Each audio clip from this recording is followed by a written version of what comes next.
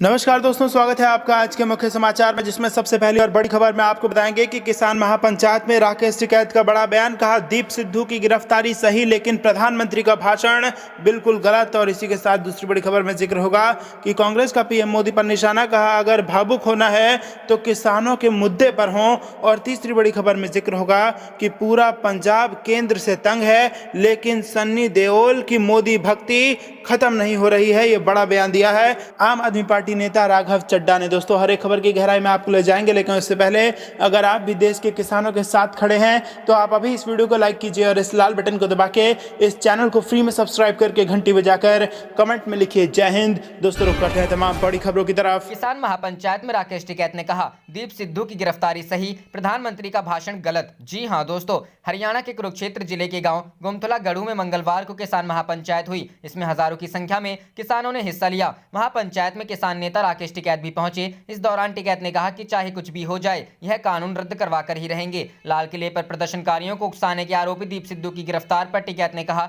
कि सिद्धू की गिरफ्तारी सही है, लेकिन प्रधानमंत्री का भाषण गलत था। टिकैत ग्रुप की तरफ से पिहोवा कैथल मार्ग पर स्थित गांव गुमथला गढ़ू की अनाज मंडी में मंगलवार को तीसरी किसान महापंचायत की गई। टिकैत दोपहर 3 बजे गुमथला गढ़ू अनाज मंडी पहुंचे थे। यहां किसानों ने उनका जोरदार स्वागत किया। इसके बाद टिकैत मंच पर पहुंचे और किसानों को संबोधित किया। इससे पहले पहुंची पंजाबी सिंगर रुपिंदर हांडा ने मंच से हरियाणा गौरव सम्मान वापस करने का ऐलान किया। किसान लोक स्वराज पार्टी के अध्यक्ष एवं पूर्व डुक्कस रणवीर शर्मा भी किसानों को समर्थन देने महापंचायत में पहुंचे। सुरक्षा व्यवस्था को लेकर पुलिस प्रशासन सतर्क रहा। पुलिस की तरफ से 5 नाके लगाए गए थे। महापंचायत में हरियाणा ही नहीं, पंजाब और उत्तर प्रदेश से भी लोग आए। कुरुक्षेत्र आते हुए टिकैत रास्ते में पानीपत में रुके। लाल किले पर केसरिया झंडा फहराने के आरोपी दीप सिद्धू को पुलिस ने गिरफ्तार कर लिया है। इस पर टिकैत ने कहा कि यह सही कार्रवाई हुई है, लेकिन प्रधानमंत्री का भाषण गलत है। मोदी के आंदोलन जीवी वाले बयान पर आपत्ति। मोदी ने राज्यसभा में कहा, मैं देख रहा हूं कि पिछले कुछ समय से इस देश में नई जमात पैदा हुई है, एक नई बिरादरी सामने आई है, आंदोलन जीवी। आप देखेंगे कि आंदोलन चाहे वकीलों का हो, स्टूडेंट्स का हो, मजदूरों का हो, हर आंदोलन में ये जमात नजर आएगी। ये आंदोलन के बिना नहीं जी सकते, हमें इन्हें पहचानना होगा। इस बयान पर टिकैत ने आपत्ति जताई है। करते हैं अगली खबर की तरफ। कांग्रेस का पीएम मोदी पर निशाना। कहा अगर भावुक होना है तो किसानों के मुद्दे पर हो। जी हां दोस्तों, मंगलवार को सदन में सांसद गुलाम नबी आजाद की फेयरवेल स्पीच के दौरान भावुक हुए प्रधानमंत्री नरेंद्र मोदी पर कांग्रेस ने निशाना साधा है। जयपुर में कांग्रेस के राजस्थान प्रदेश के अध्यक्ष गोविंद सिंह डोटासरा ने कहा कि अगर प्रधानमंत्री नरेंद्र मोदी को नौटंकी में नंबर 1 कहें तो कोई बुराई नहीं है। डोटासरा ने कहा कि प्रधानमंत्री नरेंद्र मोदी को किसानों के मुद्दे पर भावुक होना चाहिए। डोटासरा ने कहा, देखिए, सबसे बड़ी नौटंकी करने में अगर कोई माहिर है तो वह है भारतीय जनता पार्टी के नेता, और उनमें अगर प्रधानमंत्री जी को हम नंबर 1 कहें तो कोई बुराई नहीं है। आप देखिए, राहुल गांधी जी ने कहा था कि आइए प्रधानमंत्री जी, हम सब मिलकर के इस देश का विकास करें, सबको साथ लेकर चलें। और जब राहुल गांधी पीएम मोदी से गले मिलने लगे तो किस प्रकार से उन्होंने भाव दिखाए थे, आप सबके सामने हैं। जब नोटबंदी की थी तो किस प्रकार से भावुक होकर कहा कि मैं इस देश में अपराध मिटाना चाहता हूं, काला बाजारी मिटाना चाहता हूं, मैं भ्रष्टाचार मिटाना चाहता हूं, मैं काला धन लाना चाहता हूं, मैं गरीब का भला चाहता हूं। डोटासरा ने आगे कहा कि पीएम मोदी नोटबंदी कर दी। पीएम ने कहा था कि 50 दिन में अगर कोई परिणाम नहीं आया तो मैं चौराहे पर आ जाऊंगा। आ गए क्या चौराहे पर? जीएसटी में जिस प्रकार से कहा वन नेशन वन प्रोग्राम, यह वन नेशन ही है। किसान बैठे हैं ना, इन किसानों से ही तो देश बना है, इनकी सुनने की जरूरत नहीं है। कांग्रेस ने कहा कि भावुकता दिखाकर मोदी चाहते हैं कि कांग्रेस में कहीं कोई बिखराव दिखे, लेकिन कांग्रेस में बिखराव नहीं है। डोटासरा ने कहा कि मैं समझता हूं वह ब्रांडिंग के माहिर आदमी हैं, वह भावुकता दिखाकर चाहते हैं कि कांग्रेस में कहीं कोई बिखराव दिखे, लेकिन कांग्रेस में बिखराव नहीं है। वो जितनी कुछ चेष्टा करनी है कर लें, उनको भावुक होना चाहिए किसानों के मुद्दे के ऊपर। और जब देश का प्रधानमंत्री बोल रहा है, हाँ, हम बात करने के लिए तैयार हैं, उन्हें मना कौन कर रहा है? किसानों को बुलाने के लिए, उनकी समस्याओं के समाधान के लिए मना कौन कर रहा है?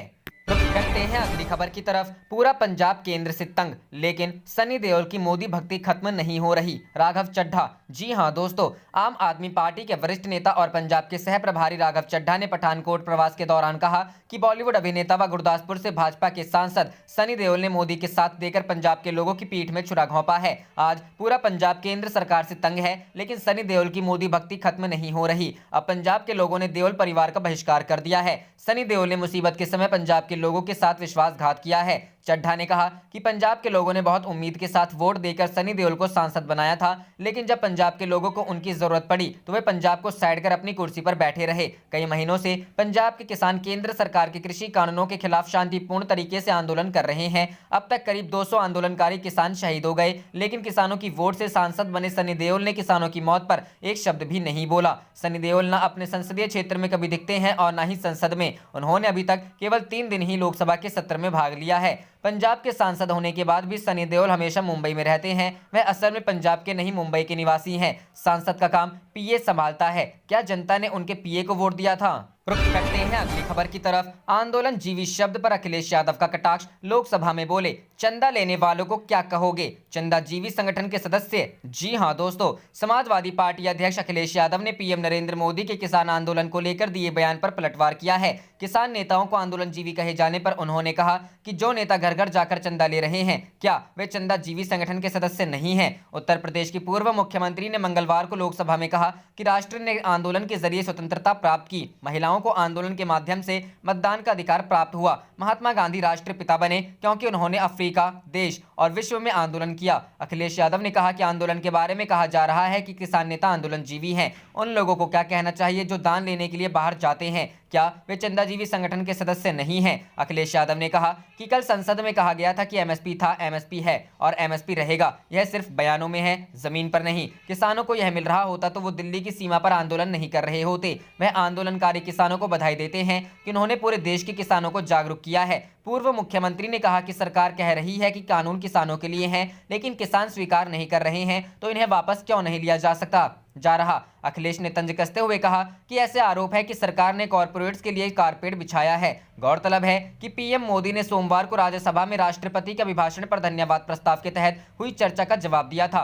पीएम ने विपक्ष पर कई बार तंज कसे। उन्होंने कहा कि हम लोग कुछ शब्दों से परिचित हैं, श्रमजीवी, बुद्धिजीवी, ये सारे शब्दों से परिचित हैं, लेकिन मैं देख रहा हूं कि पिछले कुछ समय से इस देश में एक नई जमात पैदा हो गई है और वो है आंदोलन जीवी। उनका कहना था कि ये जमात आप देखोगे कि वकीलों का आंदोलन है, वहां नजर आएंगे, स्टूडेंट का आंदोलन है, वो वहां नजर आएंगे, मजदूरों का आंदोलन है, वो वहां नजर आएंगे, कभी पद के पीछे कभी पर्दे के आगे। ये पूरी टोली है जो आंदोलन जीवी है। वो आंदोलन के बिना जी नहीं सकते हैं।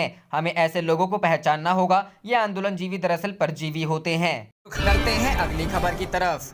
कुरुक्षेत्र में राकेश टिकैत की हुंकार, 4 लाख नहीं अब 40 लाख ट्रैक्टरों की रैली निकलेगी। जी हां दोस्तों, कुरुक्षेत्र के पिहोवा में मंगलवार को बुलाए गए किसान महापंचायत में किसानों को संबोधित करते हुए भारतीय किसान यूनियन के नेता राकेश टिकैत ने कहा कि आंदोलन अब आगे बढ़ता रहेगा और यह पूरे देश में फैलेगा। साथ ही यह भी कहा कि 4 लाख नहीं बल्कि अब 40 लाख ट्रैक्टरों की रैली निकलेगी। महापंचायत में राकेश टिकैत ने केंद्र सरकार पर जमकर निशाना साधा और कहा कि अब आंदोलन आगे बढ़ता रहेगा और आगे और बढ़ते हुए पूरे देश में फैल जाएगा। 4 लाख नहीं बल्कि अब 40 लाख ट्रैक्टरों की रैली निकाली जाएगी। महापंचायत के बाद आज तक के साथ खास बातचीत के दौरान राकेश टिकैत ने प्रधानमंत्री नरेंद्र मोदी के बयान पर निशाना साधते हुए कहा कि उन्होंने जिंदगी में कभी आंदोलन नहीं किया है, बल्कि उन्होंने देश को तोड़ने का काम किया है, तो उन्हें आंदोलन करने वाले आंदोलन जीवी के बारे में क्या पता। उन्होंने कहा कि आंदोलन तो शहीद भगत सिंह ने किया, यहां तक कि लाल कृष्ण आडवाणी ने भी आंदोलन किया है, लेकिन प्रधानमंत्री मोदी ने कभी कोई आंदोलन नहीं किया। किसानों के आंदोलन के बारे में किसान नेता राकेश टिकैत ने कहा कि 2 अक्टूबर तक तो किसान आंदोलन जारी रहेगा ही, लेकिन इसके बाद भी आंदोलन रुकेगा नहीं, बल्कि अब किसान बदल बदल कर आंदोलन की जगह पर पहुंचेंगे। आंदोलन का स्तर अब देशव्यापी होगा। राकेश टिकैत से जब ये पूछा गया कि वो लगातार हरियाणा में ही क्यों किसान पंचायत कर रहे हैं, तो उन्होंने जवाब दिया कि हरियाणा में पंचायत करना मना है। इससे पहले प्रधानमंत्री नरेंद्र मोदी की किसानों से अपने आंदोलन को खत्म करने की अपील कर राकेश टिकैत ने कहा कि भूख पर व्यापार नहीं होना चाहिए, ऐसा करने वालों को बाहर निकाल दिया जाएगा। अगर वो बातचीत करना चाहते हैं तो हम तैयार हैं, लेकिन हमारा पंच भी वही है और मंच भी वही है। उन्होंने यह भी कहा कि इन कानूनों को वापस लेकर एमएसपी पर कानून बनाना चाहिए। इस बीच कृषि कानून के विरोध में कल उत्तर प्रदेश के बुलंदशहर में भी महापंचायत बुलाई गई है। राष्ट्रीय लोकदल के उपाध्यक्ष जयंत चौधरी इस किसान महापंचायत को संबोधित करेंगे। खुर्जा विधानसभा के गांव फिरोजपुर में यह महापंचायत होगी। रुख करते हैं अगली खबर की तरफ। पीएम मोदी को जुमलेबाज कहकर बोले राकेश टिकैत। 2011 में खुद कहा था एमएसपी पर कानून बनेगा। जी हां दोस्तों, किसान नेता राकेश टिकैत ने पीएम नरेंद्र मोदी के बयान पर पलटवार करते हुए कहा है कि हम आंदोलन करते हैं लेकिन हम जुमलेबाज तो नहीं हैं। उनका कहना है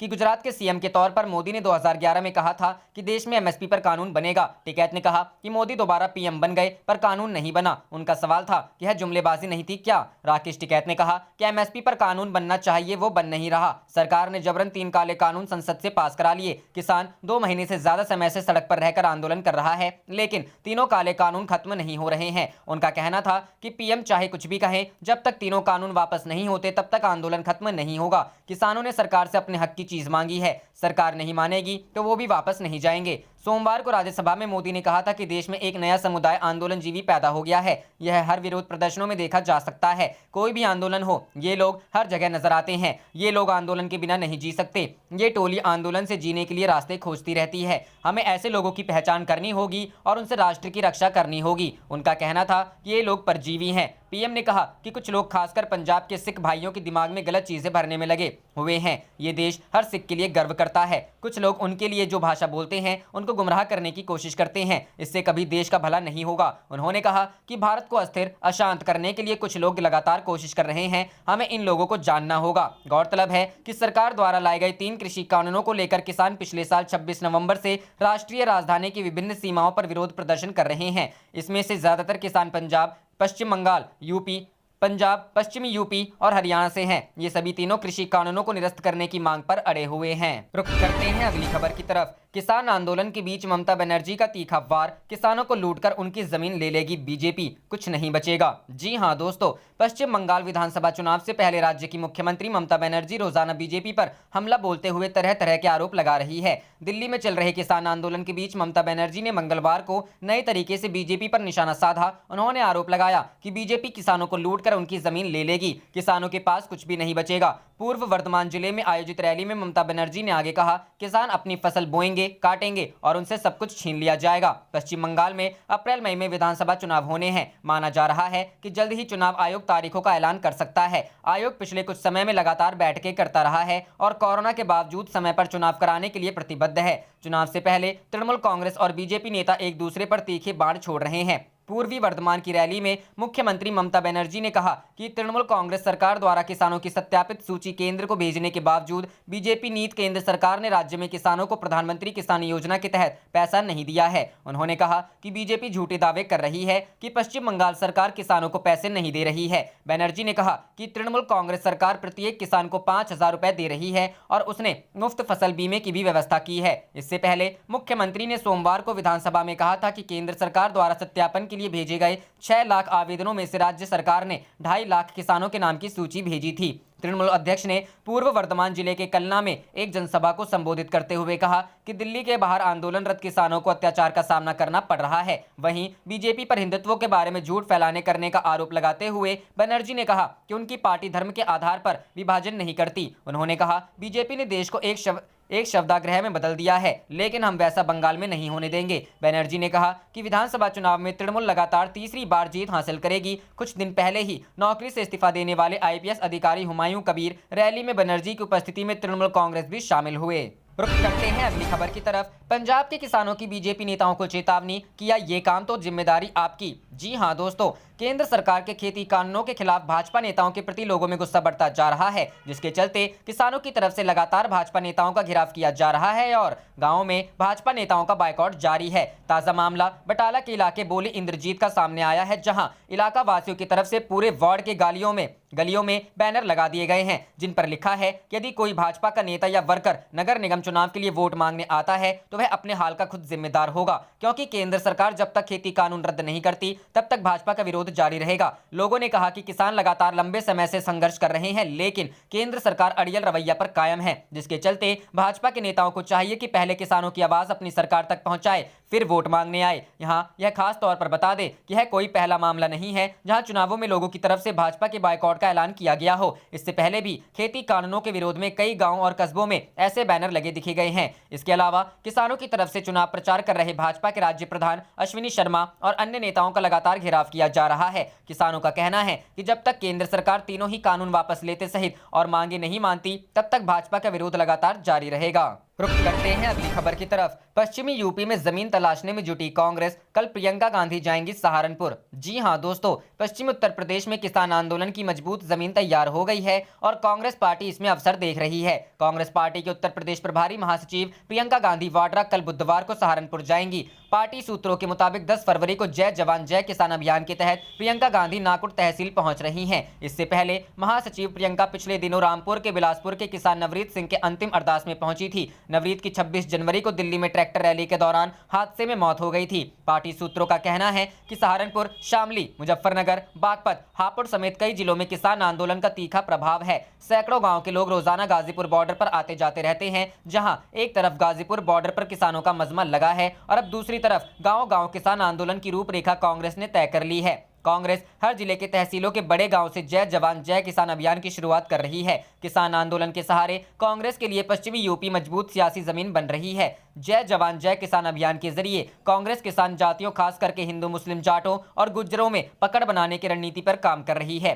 पार्टी की रणनीति के तहत पश्चिमी यूपी और तराई के जिलों में मजबूती से अभियान चलेगा। कांग्रेस अपने अभियान के तहत उन जिलों को पर ज्यादा ध्यान दे रही है जहां मजबूत किसान राजनीति का आधार रहा है। साथ ही साथ इन जिलों में किसान आंदोलन का अच्छा खासा प्रभाव रहा है। रुख करते हैं अगली खबर की तरफ। मुर्शिदाबाद में रोकी गई बीजेपी की रथ यात्रा, पीआईएल पर सुनवाई टली। जी हां दोस्तों, पश्चिम बंगाल पुलिस और भारतीय जनता पार्टी एक बार फिर आमने सामने आ गई है। दरअसल बीजेपी की परिवर्तन रथ यात्रा को पुलिस ने आज मुर्शिदाबाद जिले में बहरामपुर में रोका है। पुलिस के मुताबिक आज रथ यात्रा की अनुमति नहीं थी, इसी वजह से रथ यात्रा को रोका गया। पुलिस और बीजेपी नेतृत्व के साथ बातचीत जारी है। इस बीच पश्चिम बंगाल में बीजेपी की परिवर्तन रथ यात्रा को लेकर दायर पीआईएल की सुनवाई टल गई है। कोलकाता हाईकोर्ट में दायर पीआईएल की सुनवाई अब 11 फरवरी को होगी। वैसे बीजेपी की परिवर्तन रथ यात्रा पर प्रशासन का चाबुक पहले दिन से ही चल रहा है। पहले दिन ही प्रशासन ने रथ यात्रा निकालने की परमिशन काफी देर से जारी की थी। बीजेपी का आरोप था कि टीएमसी उन्हें रथ यात्रा नहीं निकालने दे रही है, जबकि टीएमसी का कहना है कि इससे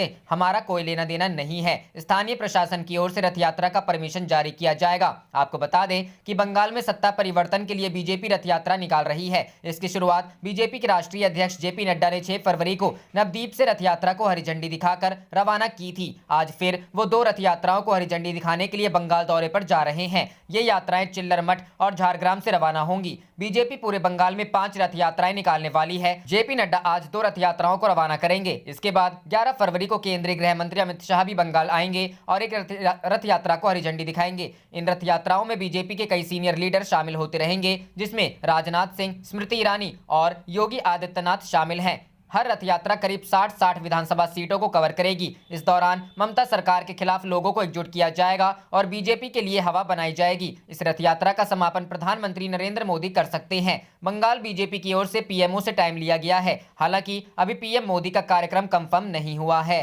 रुख करते हैं अगली खबर की तरफ। देश के पीएम को भी गलत कागज पत्तर पकड़ा देते हैं पीएमओ के अधिकारी, बोले टिकैत। जी हां दोस्तों, किसान आंदोलन को लेकर अब तक कोई हल नहीं निकल पाया है और किसान कानून वापसी की मांग लेकर अड़े हुए हैं। एबीपी न्यूज पर हुए इंटरव्यू में जब राकेश टिकैत से पूछा गया कि जब संसद में पीएम मोदी ने कह दिया कि किसी भी कानून में संशोधन संभव है, आप घर लौट जाइए, तो आप आंदोलन वापस क्यों नहीं लेते? इस पर टिकैत ने कहा, प्रधानमंत्री को भी गलत कागज पत्तर पकड़ाते हैं। एंकर सुमित अवस्थी ने पूछा, प्रधानमंत्री को गुमराह किया जा रहा है, कौन कर रहा है? इस पर टिकैत ने जवाब दिया कि पीएमओ के अधिकारी गलत कागज दे रहे हैं। टिकैत ने कहा, उनसे एक बयान दिलवा दिया गया कि गन्ने का भुगतान सरकार करेगी। सुमित अवस्थी ने कहा, आपने प्रधानमंत्री का नाम लिए बिना बड़ा आरोप लगाया है। इस पर टिकैत ने कहा, वह देश का प्रधानमंत्री है, किसी पार्टी का नहीं है। उन्होंने कहा, जो कमेटी बनी है उससे सरकार बात करे। सुमित अवस्थी ने कहा, आप बीजेपी को लेकर सॉफ्ट हैं, आप मोदी जी का नाम नहीं लेते, योगी जी का नाम नहीं लेते, आप कहते हैं वोट भाजपा को दिया है। राकेश टिकैत ने कहा, मैं तो किसी का भी नाम नहीं लेता, वोट का अधिकार सबका है।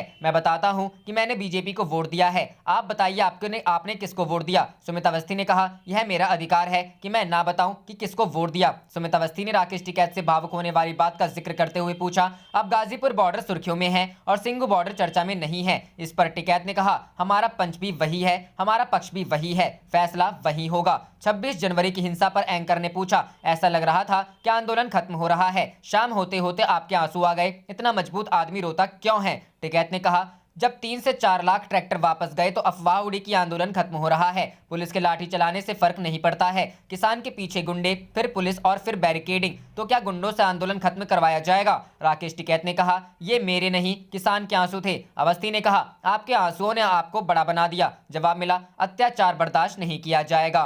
रुक करते हैं अगली खबर की तरफ। पीएम मोदी के आंदोलनजीवी वाले बयान पर बोले योगेंद्र यादव, पीएम हमसे इतना डरते हैं, उन्हें यह शोभा नहीं देता। जी हां दोस्तों, राज्यसभा में प्रधानमंत्री नरेंद्र मोदी के भाषण के बाद सियासत गर्म हो गई है। आंदोलनजीवी शब्द का इस्तेमाल करने पर राजनीतिक विश्लेषण और किसान आंदोलन में काफी मुखर रहे योगेंद्र यादव ने कहा कि पीएम मोदी का इशारा साफ था कि वो किन लोगों पर निशाना साध रहे हैं। योगेंद्र यादव ने एक फेसबुक लाइव में कहा कि पीएम मोदी खुद कुछ दिन पहले तक जन आंदोलन के बारे में कहा करते थे। कांग्रेस के खिलाफ वो जन आंदोलन करने की अपील किया करते थे, लेकिन अब उन्हें आंदोलन बुरा लगने लगा है। उन्होंने कहा, कभी कभी लगता है कि प्रधानमंत्री को कांग्रेस की बहुत जरूरत है। अगर कांग्रेस ना रही तो फिर पीएम का क्या होगा? उन्होंने कहा कि दूसरों पर जीने वाले को परजीवी कहते हैं। प्रधानमंत्री ने आज कहा कि इस देश में एक नई चीज पैदा हो गई है, उसे आंदोलनजीवी कहते हैं। आंदोलनजीवियों से बचना चाहिए। आप देख रहे थे आपका अपना चैनल जय हिंद जय भारत।